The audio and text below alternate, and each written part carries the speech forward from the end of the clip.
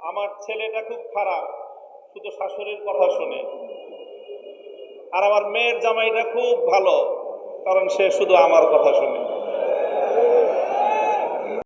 কথা শুনলে মেয়ের জামাই ভালো, আর কথা না শুনলে নিজের ছেলেও খারাপ। আজকে বিএনপির হয়েছে সেই সুবিধাবাদের রোগ।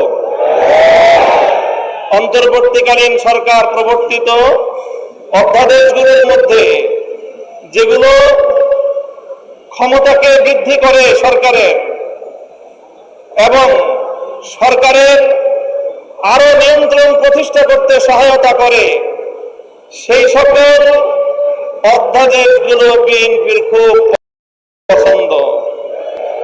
আর যে সকল অধ্যাদেশগুলো, যে সকল প্রস্তাবনাগুলো জাতির কাছে জবাবদিহিতা বাধ্য করে, সেগুলো তাদের কাছে খুব অপছন্দ। তাই আমরা মনে করি বিএনপি আজ যে রাজনীতি করছে সুবিধাবাদের রাজনীতি। আমরা নির্বাচন পূর্ববর্তী সময়ে বিএনপির আরেকটি চরিত্র লক্ষ্য করেছি, সেটা হলো তলে তলে বিএনপি সারা দেশে গণভোটে ন্যায়ের পক্ষে ক্যাম্পেইন করেছে, কিন্তু প্রকাশ্যে সে ন্যায়ের পক্ষে কথা বলার দুঃসাহস তাদের ছিল না, সেই সৎসাহস তাদের ছিল না। এই জন্য লক্ষ জনতার সামনে বিএনপি প্রধান জনাব তারেক রহমান সাহেব গণভোটে হায়ের পক্ষে তিনি ক্যাম্পেইন করতে বাধ্য হয়েছেন। আমি জিজ্ঞাসা করি, উপরে এক কথা তলে তলে আরেক কথা বলে, এটাকে আমাদের দেশে কি বলে? মুনাফিকি বলা হয়। তাই আজ বিএনপির রাজনীতির দুই বুনিয়াদ, দুটি নীতি জাতির সামনে স্পষ্ট। এক হলো মুনাফিকের রাজনীতি, আরেক হলো সুবিধাবাদের রাজনীতি।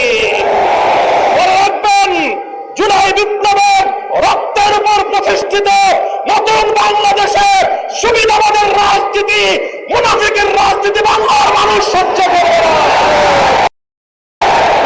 জনগণের পক্ষে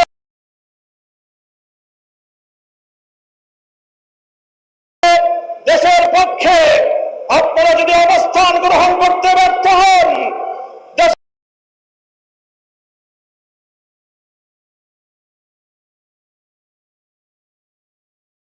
জনগণের ম্যান্ডেটকে যদি আপনারা বৃদ্ধাঙ্গুলি প্রদর্শন করেন, বারবার বলছি, এদেশের জনগণের গণরায়কে যদি হাইকোর্ট দেখান, এদেশের জনগণ রাজপথে আপনাদেরকে মোকাবেলা করবে ইনশাআল্লাহ। 70% জনগণের বিপক্ষে গিয়ে দেশের ক্ষমতার মস্তদে টিকতে পারবেন না।